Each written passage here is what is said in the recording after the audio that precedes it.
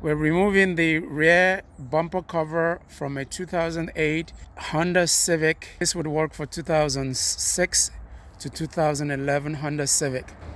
We're going to try and do this within 30 seconds. The tools that you're going to need: a T30 TORX flathead screwdriver, and a Phillips screwdriver. This one happens to have the wheel already been removed. No problem, however, even if your wheels are still on, you do not have to remove the wheel. You would open the trunk.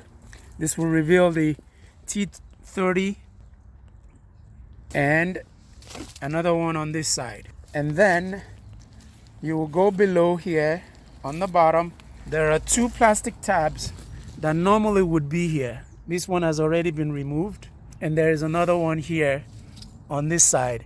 Even if it isn't, you need a flathead screwdriver to just pry that open and take it off. It's a plastic tab. And then on the inside of the wheel well, there are 1, 2, 3, and then a fourth Phillips screw right above here, and that will be the same on the other side. We will start with the TORX screw.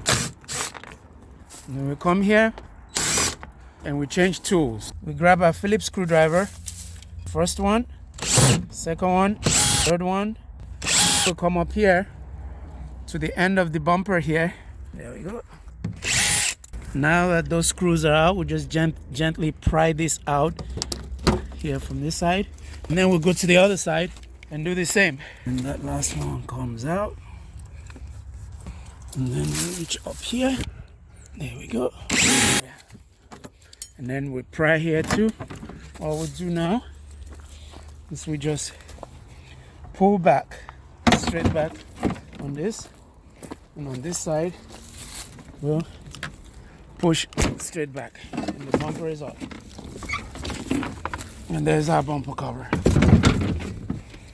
All right, hopefully this has been helpful to you. Please like this video by hitting the thumbs up button right down below.